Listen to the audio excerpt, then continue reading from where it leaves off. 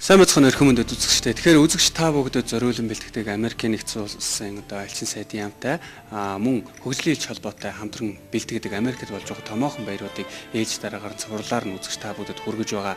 Тэгэхээр өнөөдөр бид бүгд одоо Memory Day тийм ээ хүндэтгэлийн баяр. Энэ баярын талаар бид бүгд цуглаад үзэгч та бүгд дараагийн дугаараа бэлтгэхэд бэлэн болоод байна. Тэгэхээр юуны өмнө ирсэн зочид маань өөрсдөө танилцуулахгүй юу? За намайг Хонгорзул гэдэг Монгол Улсын их сургуулийн гадаад хэл соёлын сургуулийн ахлах багш, Америк судлалын бас хөтөлбөрийг хариуцдаг. Тэгээд түүнээс гадна энэ Америкийн засгийн газрын тэтгэлээр Fulbright тэтгэлээр 2000 онд 2001 онд суралцсан юм аа. Хөгжлийн элч холбооны гишүүн. Тийм гишүүн үү. Таны хувьд? Намайг Скватер гэдэг би санхүү эдийн засгийн сургуулийн гадаад харилцаа эрхсэн дэд захирлаар ажиллаж байгаа. 2001 онд би Америкийн нэгдсэн улсын Пенсильвани улсын их сургуульд 1 жилийн мэргэжил дэвшлүүлсэн. Энэ хөтөлбөр маань бол Америкийн нэгдсэн улсын засгийн газраас санхүүждэг Хуберт Хамфри гэдэг Америкийн нэгдсэн улсын дэд ерөнхийлөгч байсан хүний нэрээр нэрлэгдсэн энэ хөтөлбөр байна. Тэгээд тэр хөтөлбөрт бол 2001 онд оролцсон. Тэгэхээр үзэгч та бүгд өнөөдөр хөгжлийн элч төвийн одоо бас хоёр гишүүнтэй одоо ямар айлд ирээд байгаагаа бас үзэгчтэй танилцуулъя. Тэгээд өөрийгөө танилцуулахгүй юу? Good afternoon. My name is Brian Golbeck. I'm the acting ambassador with the US Embassy. Тэгэхээр Memory Day энэ баярын утга учирыг бас үзэгчтэй танилцуулбал хүндэтгэлийн баяр тийм ээ. Well, Memorial Day is legally the last Monday of each May. It was not always this way. The history of the holiday dates back to 1865-1866, the end of the American Civil War, when people around the United States, both in the North and the South, decided they wanted to remember the sacrifices of the fallen, of the soldiers who had died in the war. And so they began the process of going out to the cemeteries where the soldiers were buried and decorating the tombs. And it was initially called Decoration Day instead of Memorial Day. And then by the late 1880s, they decided to change the name a bit, started becoming known as Memorial Day to help remember those soldiers. And then by World War I, the United States had decided that it was important to recognize all who had sacrificed for freedom. And so it included not just simply those who died in the Civil War, but those who died in any war that the United States has participated in. And then it gained greater importance over time, especially in World War II when many Americans died fighting for freedom. But it wasn't until 1966 that the United States made it officially the last Monday of each May.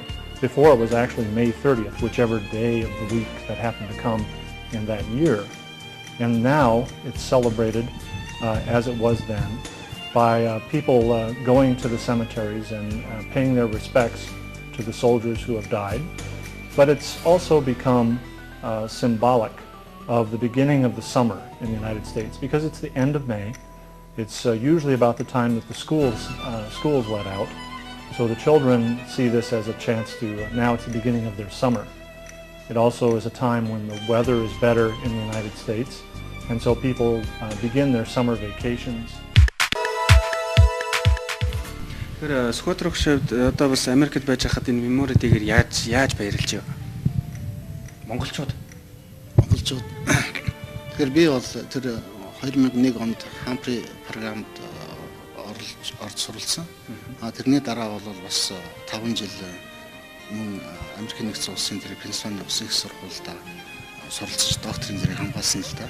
Ингээд нийтдээ 5-6 жил тэнд амьдарсан болохоор бас хүмүүстэй нэг ойр дотн болж эдний одоо Америкийн нэгдсэн улсын орчмын соёл заншилтаа бас нэлээд танилцсан. Монголчуудын хувьд бол яг би зүгээр тэр манай монголчууд олон байсан газарт бол байгаагүй өөрөө гэр бүлтэйгээ жижигхэн хотод байсан болохоор манай одоо өөр бусад хотуудад байж байгаа томоохон жишээлбэл Вашингтон ч юм уу Чикаго тий энэ том хотууд байж байгаа монголчууд маань яаж баярлж яаж тэмдэглэж ирсэн ба сайн мэдэхгүй л дээ.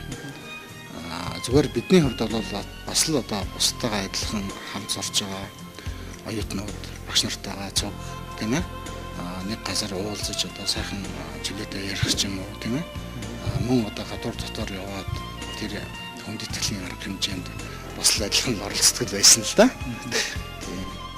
Тэр бас манай нэвтрүүлгийн урд урдны дугаарыг үзсэн хүмүүс маань бас сайн мэдж байгаа. Одоо баяр болгоноор бид бүхэн бас онцлогтой нэг галтгоор ордог штэ.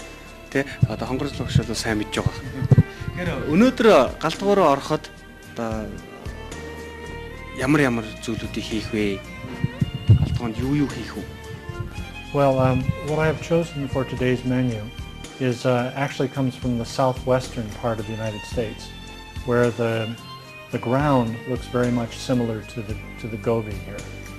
And well, I think kind of the quintessential, the most commonly eaten food for Memorial Day would be things like hamburgers, hot dogs or frankfurters, yam, or perhaps steak or chicken would be very common for many parts of the United States to eat.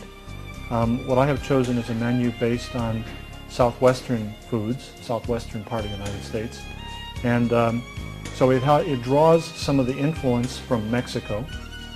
It draws some of the Spanish influence from the Spanish time there.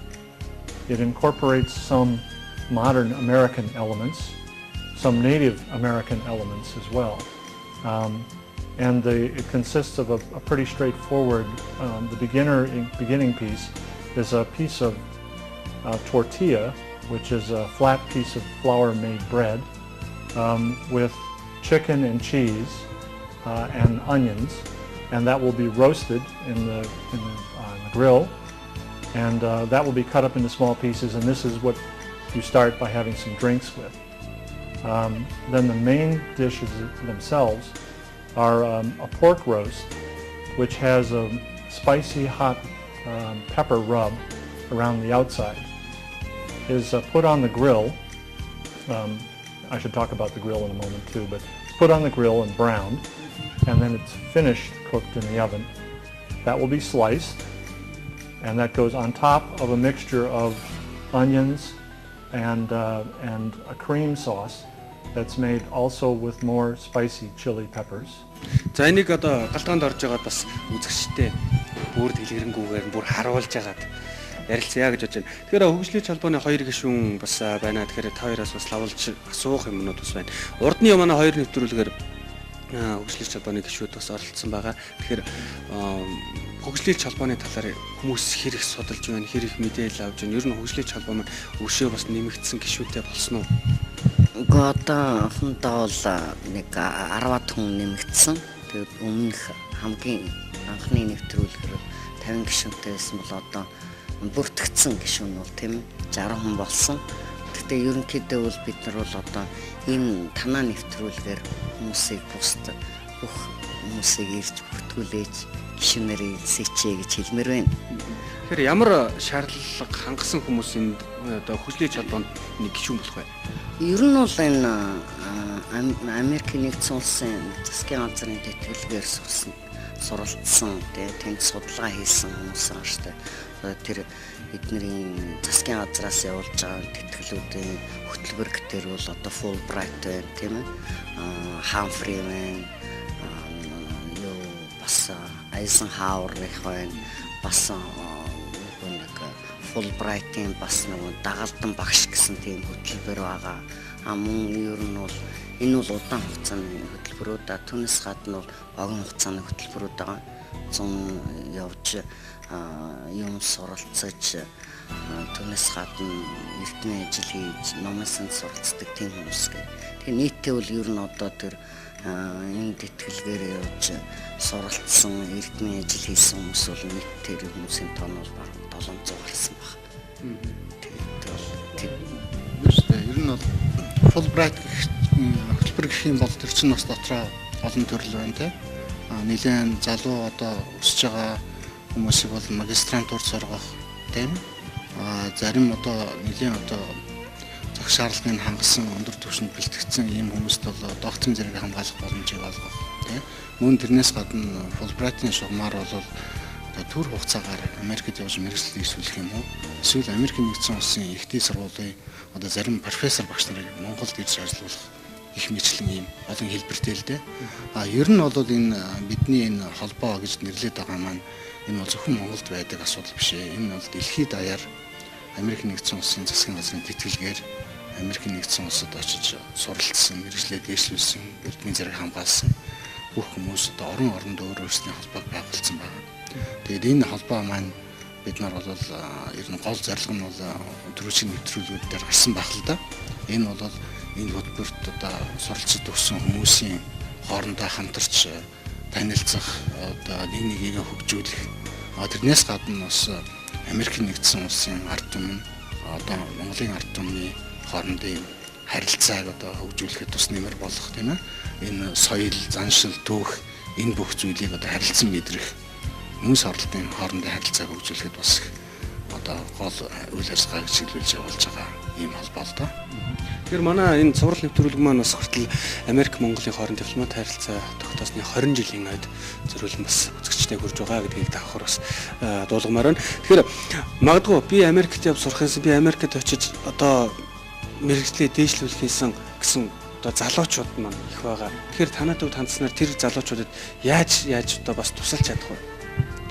Тэгэхээр манай төв тэгээд энэ Америкийн нэгдсэн улсын засгийн газрын тэтгэлгээр суралцсан бүх хүмүүсийн одоо холбоо гэдэг байгуулсан байж байгаа. Тэгээд энэ холбоо маань өөрөөсөө вебсайттай. Тэр вебсайтн дээр бол ер нь одоо тэр Америкт явж суралцахад хэрэгтэй бүхий л төрлийн мэдээллүүдийг бид бас тавихыг эрмэлзэж байгаа. Одоо энэ засгийн газрын хөтөлбөрүүдээс саяны ярьсан энэ хөтөлбөрүүдээс гадна бусад одоо өөр бусад ямар боломжууд байна вэ тийм ээ? Бусад одоо нэртэй ямар сургуулиуд байна. Тэр сургуулиудад одоо эцгэд ямар шаардлага тавьдаг юм. Яаж одоо мэдээллийг бол бас юунаас вебсайтаас авч болно тийм. Төлөвлөж байгаа үйл ажиллагаа бол хүн болгоо Америкт нэг очиж суралцсан сургуулийнхаа тухай тийм танилцуулга хийх гэж байгаа л одоо нэг тийм үзэсгэлэн яармаг нэртэй боловсролын яармаг гэд манайхан хийгээд байна шүү дээ. Тиймэрхүү одоо үйл ажиллагаа явуулах гэж байгаа. Тэгээ энэ маань юу гэсэн үг вэхээр бид одоо тэр Америкт очиж суралцахыг хүсэж байгаа. Тэр чинь одоо жишээлбэл Америк чинь 4000 гаруй их сургууль коллеж байна шүү дээ. Тэдгээрээс одоо өөртөө илүү тохирох, өөрийнх нь сонирхсан одоо тэр мэргэжил эзэмших боломжтой тэр сургуулийг сонгох гэдэг бол самаргүй л дээ. Тэгээд энэ ажилд нь бас тус төхөн болохоор бид одоо очиж суралцсан сургууль болгоныгаа танилцуулна. Энэ ажлыг бол энэ 9 сард хийнэ гэж байгаа.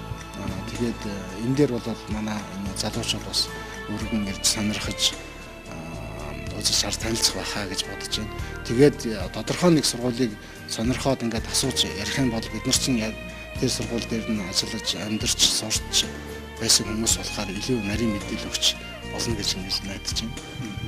За ингээ хөгжлийн шалбарны талаар бас нэвтрүүлгийн явцад бас илүү их дэлгэрэнгүй танилцуулъя. Тэгэхээр одоо галтгоороо бүгд явах уу? Sure, let's.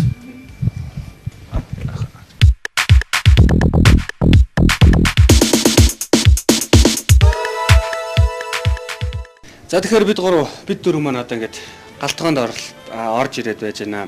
Тэгэхээр сөхөгч бит хоёрын хувьд нэг хэцүү юм байна. Энэ бижак хоёлоо тайлах хөө. Тэгээд за яг бас хоол хийчихээс ингээд нэг яслын байдалтай зогсоод I recommend taking tie off too because when you bend into something it drops in there. за ингээд хоос тайлчих. Бас бид бүгд маань сая галтгоонд орж ирээд гараа угаагаад одоо ингэж яасан байгаа. За энд юу байна? Энийг одоо танилцуулах уу? Okay. Well, this first dish is chicken jalapeno quesadillas. It's a starter, a beginning dish. And interpret? Yes. Okay. And the base ingredient for it is shredded chicken, cooked shredded chicken. So this has been boiled before in advance, and then shredded, and that's one of the with the hands. yeah, just by hands, tear up. Okay. Makes it easier to chew. Okay. This is 2 kinds of cheddar cheese, a white cheddar cheese and a yellow cheddar cheese. And the yellow cheddar cheese, I'll make a plug. This comes from my home IMAG in the Midwest in the United States.